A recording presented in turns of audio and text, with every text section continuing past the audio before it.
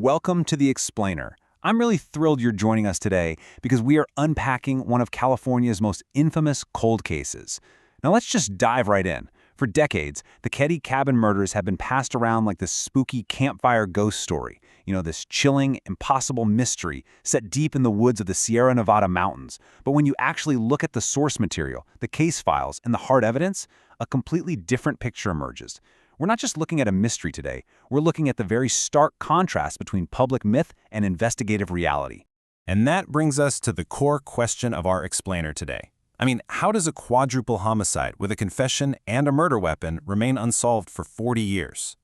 We're going to go ahead and drop the floor right now on the myth that this was some sort of unsolvable phantom crime. The truly devastating reality is that law enforcement had practically everything they needed to solve this within days. So how did the killers actually slip away? Let's find out. Part 1. Massacre at Cabin 28. Sue Sharp moved her family to Keddie, California, really just looking for a fresh start. But tragically, that fresh start ended in an unimaginable nightmare. It started out as a completely normal Saturday. At 11:30 in the morning, Sue and the kids run their typical errands. Fast forward to 8 p.m. and 14-year-old Sheila heads next door for a sleepover. Around 9:30, 12-year-old Tina heads back to Cabin 28. Sometime later that night, 15-year-old John Sharp and his 17-year-old friend Dana Wingate return from hitchhiking. But the next morning, at 8 a.m., Sheila comes back home to change clothes for church and instead walks into a literal bloodbath. Her mother, her brother John, and Dana were dead, and 12-year-old Tina was nowhere to be found. The evidence left behind tells a chilling story about who these attackers were.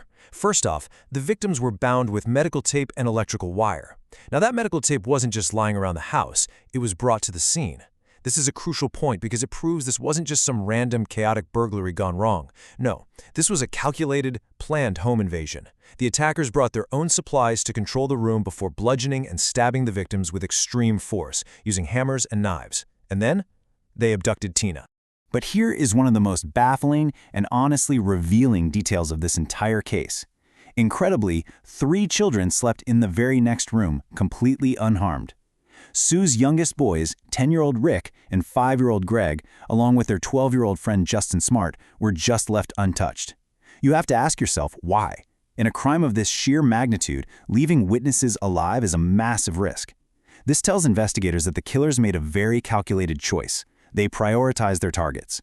And leaving young Justin Smart alive, that is a massive clue, as we're about to see. Part 2.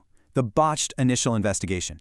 Because the true horror of the Keddie cabin murders wasn't just the crime itself, it was the absolute institutional failure that followed. Pop culture, movies, even other true crime shows love to push the folklore. The idea of an impossible, perfectly executed crime by phantom killers just vanishing into the woods.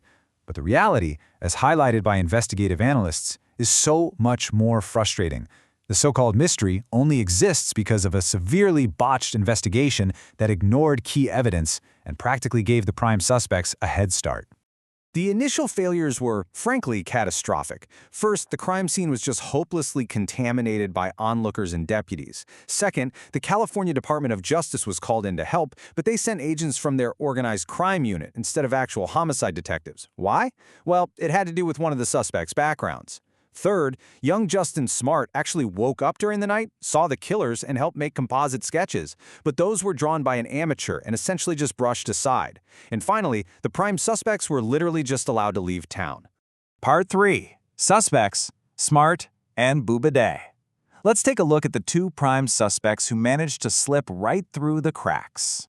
First up, we have Martin Smart. He lived in Cabin 26, which is just steps away from the victims. He was Justin Smart's stepfather, he was openly angry at Sue Sharp, and incredibly, he actually went out of his way to tell police his hammer had gone missing shortly before the murders. Seriously. Then, we have John Beau Bubaid. He was an ex-convict with known ties to organized crime in Chicago who had just moved in with Martin. And this right here perfectly illustrates why the DOJ sent organized crime agents. They were likely way more focused on Bubaid's mob ties than on actually solving the brutal murders of a local family. So what was the motive here? As it turns out, this wasn't a random thrill kill. Sue Sharp had been counseling Martin Smart's wife, Marilyn, to leave him because of his alleged abuse. Because of this, Martin reportedly absolutely hated Sue. Investigators believe this was a domestic conflict that rapidly escalated into a targeted assassination. John and Dana likely just walked in on it, tragically becoming collateral damage. And Tina? She may have been taken simply because she saw something she shouldn't have. Part 4. Ignored evidence and cover-ups. Now this is where the story shifts from tragic police incompetence to what looks like an active cover-up. The sheer volume of evidence that was just ignored is staggering. Just consider these dropped leads for a second. Shortly after the murders, Martin Smart allegedly confessed to killing Sue and Tina. He told a VA counselor in Reno. The DOJ was informed about this, and they completely dismissed it as hearsay. Then 3 years later, in 1984, Tina's remains were finally found 60 miles away. An anonymous caller phoned in with highly specific knowledge about where her body was. That recording? Never logged as evidence. It was found decades later, literally buried at the bottom of a cardboard box. And then there was the letter. Martin Smart hand-wrote a letter to his wife Marilyn shortly after the murders. It read, "I've paid the price of your love, and now I've bought it with 4 people's lives." It is practically a smoking gun. I mean, it's a written confession. Yet, investigators at the time somehow quote-unquote overlooked it, and it was never admitted as evidence. It's absolutely chilling to think about. Part 5. Revitalizing a cold case. Thankfully, recently, a new generation of dedicated investigators decided it was finally time to correct the mistakes of the past. These modern breakthroughs have completely changed the landscape of the investigation. In 2013, Sheriff Greg Hagwood, who actually went to high school with the victims, by the way, and Special Investigator Mike Gamberg reopened the case. They finally processed that buried anonymous tape.